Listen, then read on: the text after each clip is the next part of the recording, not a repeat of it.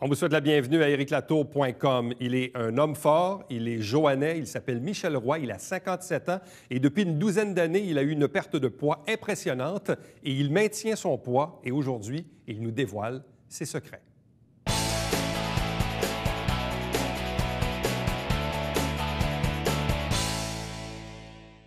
Vous l'avez probablement vu, déjà entendu, déjà suivi au cours de ces dernières années. Il s'agit de Michel Roy qui est avec nous. Bonsoir et bienvenue. Bonsoir, Éric. Est-ce qu'on te définit encore comme un homme fort, comme quelqu'un qui, oui, a perdu beaucoup de poids, comme quelqu'un qui a fait des compétitions entre autres de tir au poignet? Bref, aujourd'hui, Michel Roy, là, en 2016, il se définit de quelle façon? Je te dirais que je suis encore reconnu de mes tours de force, mais j'attire beaucoup l'attention à cause de la perte de poids. Puis d'avoir gardé la même force que j'avais quand je pesais 300. C'est pas mal ça. Comment on peut garder la force, mais avoir un poids qui est moindre? Comment on peut réussir ça? Moi, je pense que je suis d'accord avec un médecin, le docteur Desormeaux. Il m'a dit, si tu n'auras pas été gros avant, tu n'auras pas pu atteindre cette force-là. Oui. Mais là, ton cerveau le sait que ça se fait. Comme mes clous que je plie, je les plie encore, à cause justement que je sais que ça se fait. Peut-être qu'il a raison que si je n'aurais pas passé par la grosseur, que j'aurais de la misère à les faire. Comment on devient homme fort? Je pense que c'est un rêve. Quand tu es le plus petit à l'école, tu es le moins fort. Tu veux développer de quoi, puis te prouver à toi-même. L'être humain a toujours besoin de se prouver.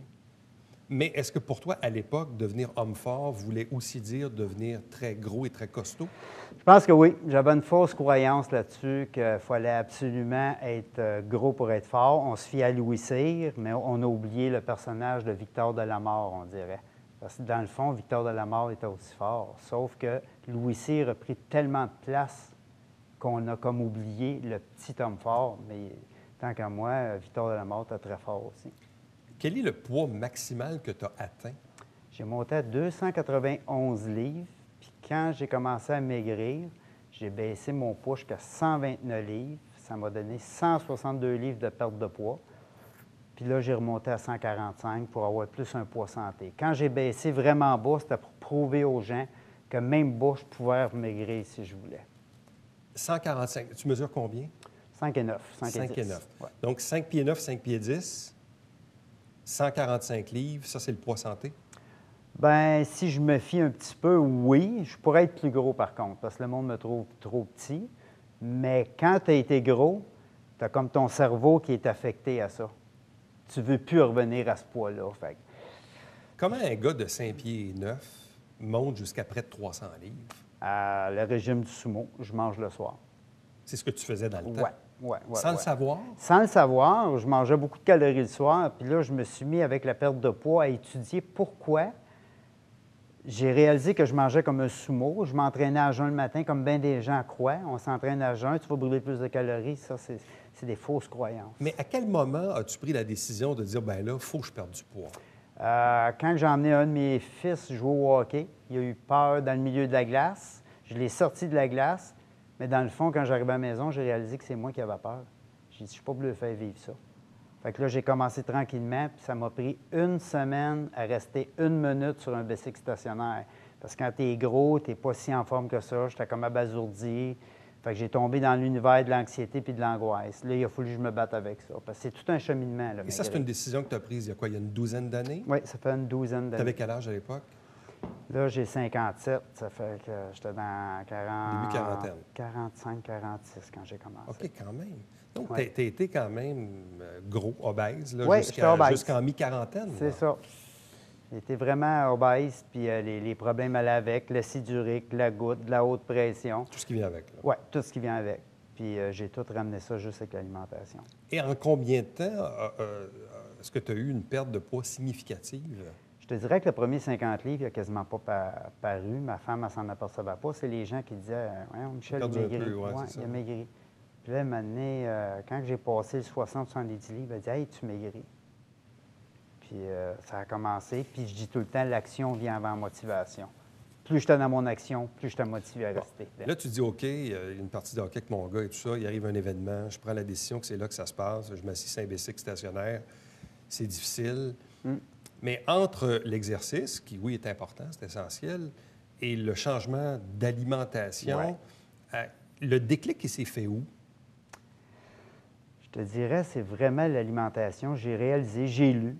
Tu sais, dans la vie, Éric, il y a deux façons d'apprendre. C'est soit que tu vas à l'école, tu étudies, ou tu es un empirique. Moi, je suis un empirique, ce qui veut dire essai-erreur. Fait que j'ai lu, j'ai commencé là, puis là, je regardais tout le monde. Ici, en Amérique, on a des machines à cardio, on a tout. Le monde sont gras. On est rendu à 50 de personnes trop overweight, juste au Québec.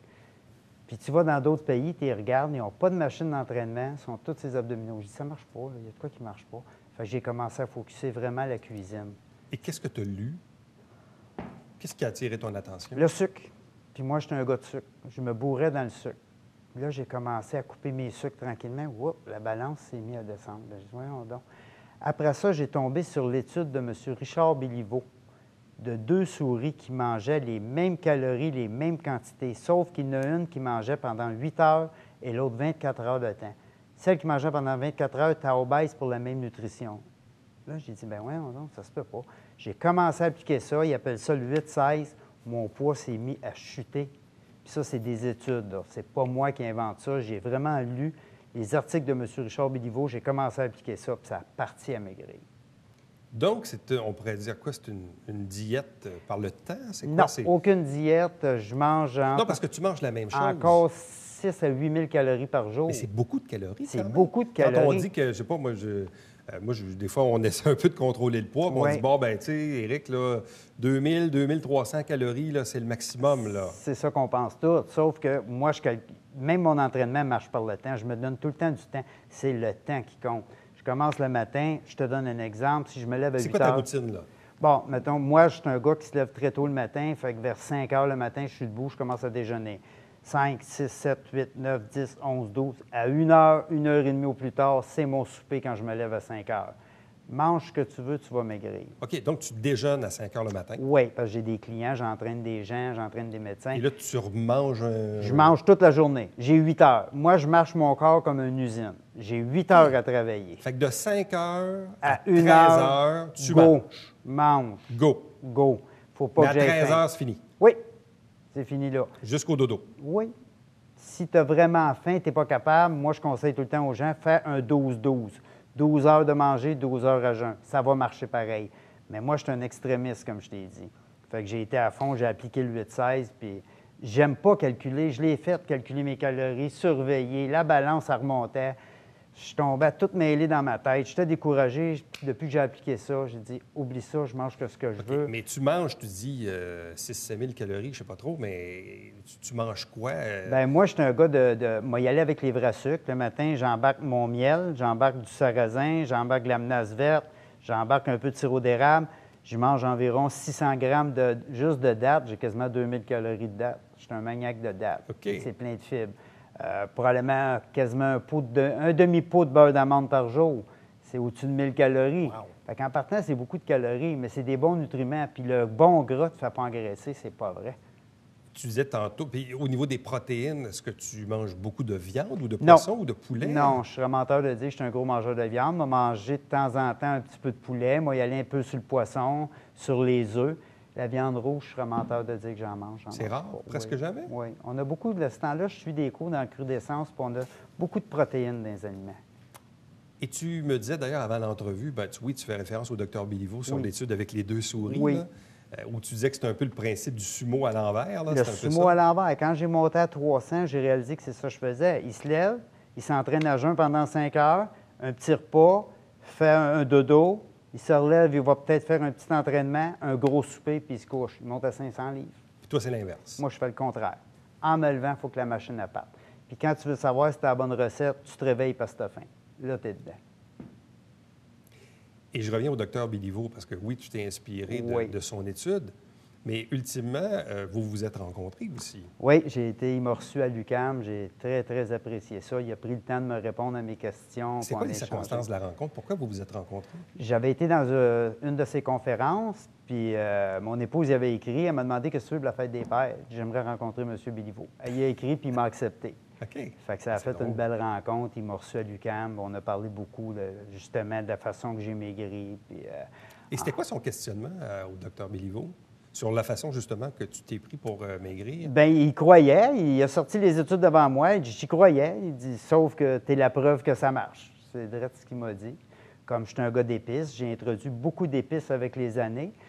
Puis j'ai un record, justement, ça fait 40 ans que je plie des clous de 6 pouces, puis j'en ai plié un là-bas à l'UQAM. Puis j'ai au-dessus de 20 000 clous de 6 pouces de pliés. Je plie encore 1 livre de clous de 6 pouces par semaine pour m'entretenir. Ah, Je ouais. ne fais pas d'acidurique ni d'arthrose. Je dis, moi, je crois à l'anti-inflammatoire, le curcuma, j'en mets partout. Il dit, on ne peut rien prouver parce qu'on n'a pas fait de test sur toi, mais ça fait trop bien 40 ans que tu le fais. Drôle de question, mais parle-moi de la peau. Parce qu'on sait, quelqu'un, évidemment, qui souffre d'obésité, quand Oui. on a une grande perte de poids, Oui. ça laisse évidemment certaines séquelles. La peau n'est pas toujours Sou- élastique comme non. on le souhaiterait. Souvent, les gens, ce qu'ils font, d'après moi, c'est qu'ils vont maigrir trop vite. Moi, j'ai vraiment perdu 1 livre, 2 livres par semaine, c'est tout. Fait que ça a laissé vraiment le temps à la peau de coller. Parce que tu le fais tranquillement. Oui. Souvent, les gens vont le faire trop vite. Puis moi, c'était pas dans mon attitude à cause que je pouvais pas faire ça trop vite parce que je filais pas super bien quand tu es gros. Fait que j'y allais vraiment tranquillement. Puis ça a permis à la peau. Puis je pense que pour que ta peau finisse de coller, il y a un délai environ, je te dirais, si tu laisses ton poids au même poids vers 3 mois, 4 mois de temps, la peau, elle colle. Mais tu ne peux pas jouer ton poids de 5-6 livres. La peau, elle ne veut pas coller. Mais si tu restes longtemps au même poids, je te dirais que ça prend à peu près 3 mois, j'ai senti ma peau coller sur mon corps. Ah, ouais. Oui. Ça, c'est de l'empirisme, là. C'est vraiment des essais-erreurs. Et comment on fait après ça pour garder toute la partie musculaire? Parce que visiblement, tu es encore... Oui, j'ai tout gardé le muscle. Encore une fois, l'entraînement. Bon, je te donne un exemple. Quand je pesais 290, 291, j'étais un gars que je passais 2 heures dans le gym. Là, j'ai compris une autre affaire.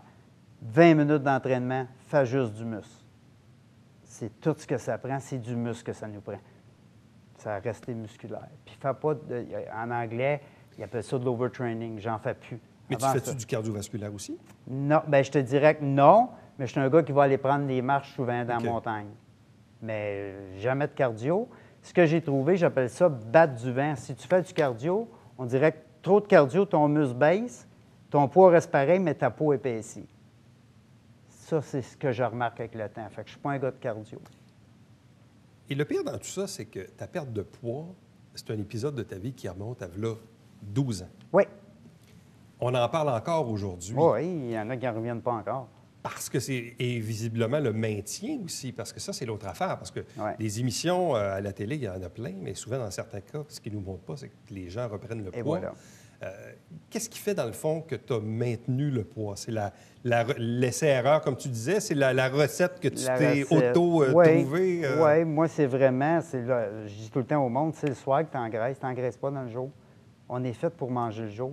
Puis depuis que j'applique ça, regarde, je me bats même plus avec les calories, rien. Je ne mange pas le soir.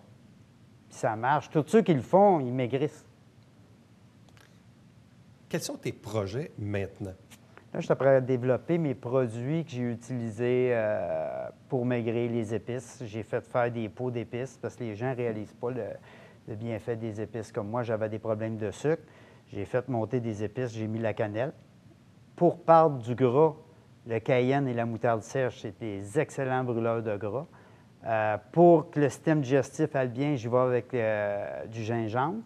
Puis pour l'inflammation, parce que je suis inflammé, j'ai mis du curcuma. Fait que mes épices, je les prends tous les jours. Il y a des gros bienfaits, ces épices. C'est effrayant. J'en parlais avec M. Béliveau. J'ai utilisé beaucoup le café vert avec le thé vert. J'ai sorti des comprimés café vert et thé vert. Tu maigris, ça accélère ton système. J'ai sorti des crêpes santé pour ceux qui n'ont pas de temps de déjeuner le matin. Des puddings pour les... Surtout, je réalise beaucoup que les femmes ont de la misère le soir. Fait que j'ai sorti une pudding, 3 protéines là-dedans pour au moins lui mettre de quoi dans le corps. Tu me fais penser à quelque chose. Comment on fait pour ne pas avoir faim le soir? C'est-tu parce que tu as tellement mangé dans tes 8 premières heures que tu n'as pas faim le reste de la journée? Il faut que tu y ailles chercher. Dans ta journée, c'est important d'avoir ta satiété pour ton corps. Puis ça se fait le matin. C'est le matin que ton corps, les récepteurs, quand tes hormones sont au plus haut, c'est le matin. Mange ce que tu veux, tu n'engraisseras Mais quand pas. tu te couches, tu n'as pas faim? Non. Mais non, à 8000 calories, tu n'as pas faim. C'est beaucoup de calories.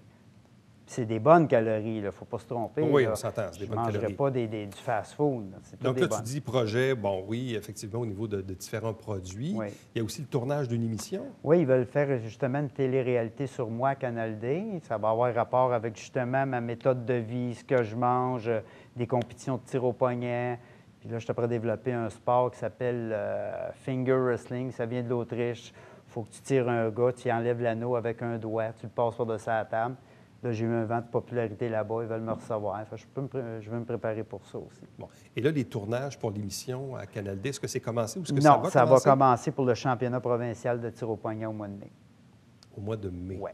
Une émission qu'on devrait voir ensuite, Ça devrait être 6 émissions de 30 minutes. qui va passer peut-être quoi, à l'automne ou à l'hiver suivant, Oui, c'est ça? sûrement. Bon. Parce qu'on tourne, on a 200 heures de tournage à faire. 200 heures de Ouais. tournage pour les 6 émissions que Oui, nous, on va voir. c'est là. ça. Ça va être intéressant comme Bien, expérience. c'est parce que les gens vont apprendre à me connaître encore plus dans mon univers, que ce que je dis, c'est vraiment ce que je fais. Je dis tout le temps, les babines vont avec les bottines. Ils vont avec les bottines. Qu'est-ce que c'est DMR? Destroyer Michel Leroy. Ça, c'est une appellation qui existe depuis un certain Oui, temps. bien, ça. tout le monde me connaît sous le nom de Destroyer, puis il y en a qui me connaissaient sous le nom de Michel Leroy. Fait que j'ai pris les trois. là. Destroyer Michel Leroy. Ouais. Fait que les produits ont tous le logo Destroyer Michel Et Leroy. rajeunir en vieillissant, ça veut dire quoi? Bien, je te dirais qu'à 30 ans, j'avais de la misère à suivre. Là, je suis rendu à 57. Je suis encore capable de m'entraîner avec mes jeunes. Je suis encore capable de compétitionner dans les tirs au poignet avec les jeunes. Je suis encore capable de patiner. J'ai monté le Mont-Saint-Grégoire 300 fois en 11 mois et demi. Je pense que j'ai rajeuni pas mal. Parle-moi des concours, des compétitions de tir au poignet. Oui. Et il y en a combien de fois par année? C'est où? C'est organisé de quelle façon? T'en as, là, il y a le provincial qu'on est rendu bien structuré au Québec avec Marc-André Campeau qui s'en occupe beaucoup. On devrait avoir 4-5 grosses équipes qui évoluent un peu partout. Tu as des Indiens, tu as une équipe à Sherbrooke, tu as une équipe à Québec, tu as nous autres qui a notre grosse équipe ici. En Ontario, c'est très fort. Ils aiment ça nous recevoir. Puis il y en a beaucoup, beaucoup aux États puis en Europe. Là, on commence à tout avec Internet. Tout le monde se relie. Puis on commence à tirer tout un contre l'autre. Qu'est-ce qu'on retrouve dans ce genre de compétition-là? Le bien-être, je te dirais. C'est vieux comme le monde, ça. Ben oui, le tir au poignet, c'est un des premiers sports. La force a commencé à lever des roches, à plier des barres. Le tir au poignet dans les camps de bûcherons. Puis qui n'a pas tiré au poignet quand il était jeune? Tout le monde aime ça. Puis la confrontation, comme je te disais tantôt, se confronter avec quelqu'un, tu reviens, tu as gagné, tu as perdu. Puis le tir au poignet, c'est rendu vraiment de la géométrie. C'est des angles. C'est pas parce que le gars, il est 2 fois ton poids qui va te battre. C'est vraiment de la technique. C'est rendu de haut niveau. Puis les gars sont rendus qui s'entraînent à tous les jours. Avant ça, ça tirait dans les compétitions, ça ne s'entraînait pas. Là, on s'entraîne à tous les jours pour ça. Mais tu t'entraînes comment pour ça? Bien, je te dirais, là, en vulgaire, c'est du bisounage. Le gars qui est fort d'une façon va améliorer son style. Si le gars il est fort sur la rotation, c'est sûr qu'il va faire des mouvements pour la rotation. Tu as des gars qui sont très forts crocheteux. Eux autres vont changer le programme d'entraînement. Ils vont pousser sur la poulie. Chacun a son style. Puis c'est ça qui est beau du tir au poignet. On est 3. Tu me bats, moi je bats l'autre, mais ça ne veut pas dire que toi tu vas battre l'autre parce que tu me bats. C'est de la géométrie. C'est ça qui est beau du tir au poignet. Et ça, tu en fais évidemment depuis nombre d'années. Ah, ça va faire 40 quelques années que je tire au poignet. C'était quoi tes moments forts dans cette carrière de tireur au poignet? Je te dirais, quand on a fait le tournage avec Réal Bellan au championnat canadien, ça a été le fun. J'avais gagné le Canadien d'un mètre, mais là, ma femme, elle me disait « Reste avec les gars de ton âge. » Je ne l'ai pas pris. Je dis « Non, je retourne tirer avec les jeunes. » OK. Oui. Ça m'a comme insulté un peu, mais je me débrouille. T'en gagnes, t'en perds, Oui, c'est quoi? mais je me débrouille pas mal. Disons que je ne ferme pas à parade. C'est quand même, comment je dirais, un genre de compétition qui t'a amené probablement à te promener, à voyager, à rencontrer du monde. Rencontrer des gens, surtout, ça a été le fun. C'est bien plaisant. Tu rencontres, tu fais de l'échange. Je dis tout le temps, on s'en va sur Internet, tout le monde est sur le téléphone, mais le contact humain est important encore. C'est le fun de jaser avec quelqu'un. C'est un plaisir qui se perd. Oui, ils sont rendus tout à l'heure, on va avoir des cinémas maison avec des lunettes. Fait que tu vas avoir des lunettes, moi, les miennes, on ne se parlera plus. On s'en va vers ça. Qu'est-ce qui te reste à accomplir? Tu dis, oui, j'ai 57 ans, ça fait 12 ans que je maintiens mon poids, j'ai des projets, émissions de télé, les produits, tout ça. Qu'est-ce qui te reste à accomplir dans la vie? Moi, je te dirais qu'il y a deux messieurs qui m'impressionnent beaucoup. Il y en a un qui s'appelle Crazy George, justement en Ontario. C'est un monsieur de 65 ans. Ça fait quasiment 10 ans qu'il n'a pas perdu au poignet dans un match trap. Ça, c'est un défi que je veux relever contre lui. Puis tu as un monsieur qui s'appelle Norm Davio, qui a 74 ans, qui fait encore le drapeau humain. Fait que j'aimerais être le prochain Norm Davio ou Crazy George.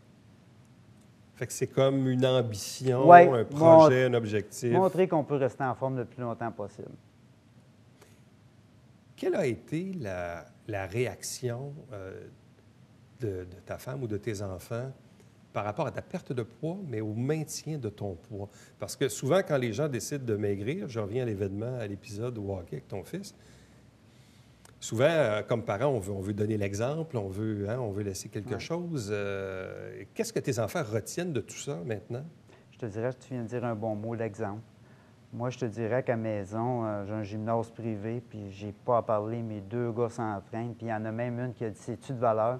Fais subir ça, ces enfants-là. » Puis c'est une coiffeuse qui a dit « Qu'est-ce que vous dites là? » Elle dit « Ces enfants qui sont après. » Elle dit « Moi, je le connais, Michel. C'est eux autres qui sont après pour s'entraîner. » Fait que l'exemple, je réalise que ce que tu leur montres, ça revient maintenant.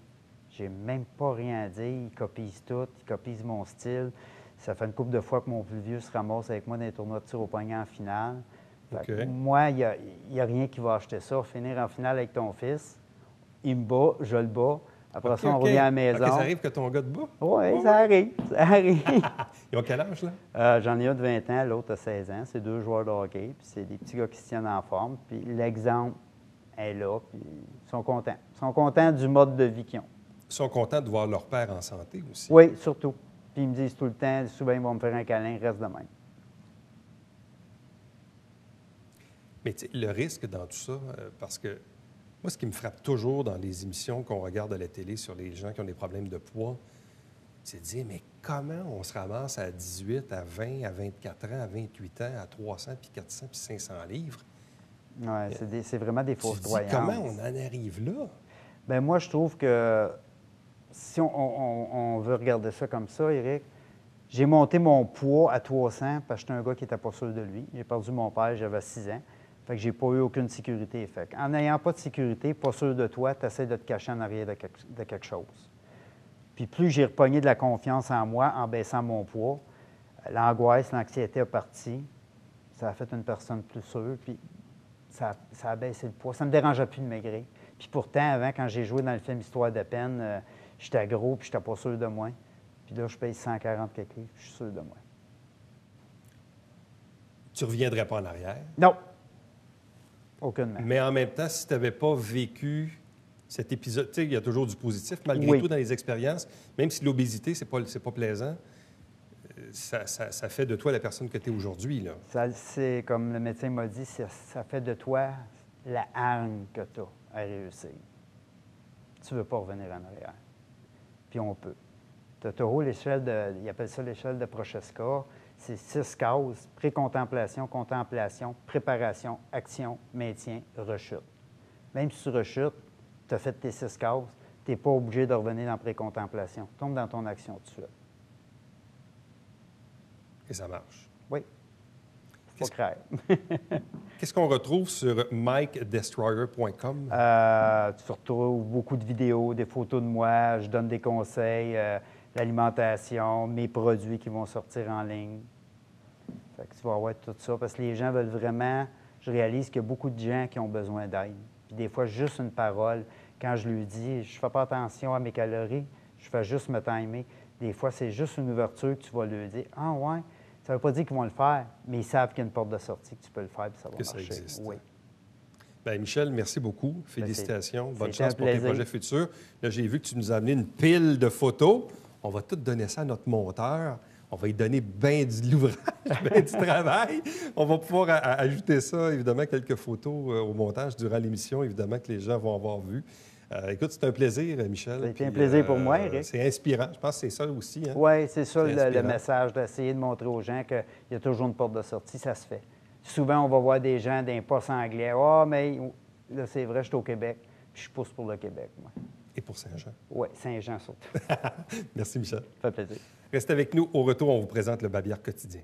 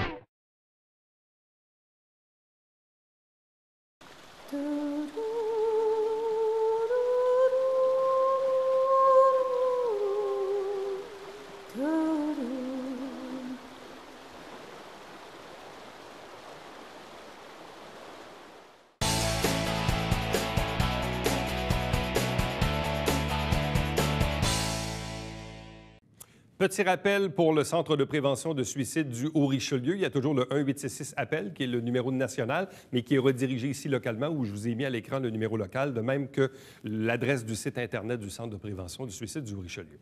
Chaque semaine, bien sûr, on vous présente des extraits du conseil municipal. On en fait la captation le 1er et le 3e lundi du mois. Vous avez, bien sûr, un rappel de la grille horaire de diffusion. Un rappel aussi pour le Télébingo, tous les dimanches matin, 9h30 en direct, avec 3 500 $ en prix, carte pleine à 2 000 $ et 30 dépositaires pour acheter vos livrets. tvhr9.com. À demain. Bye-bye.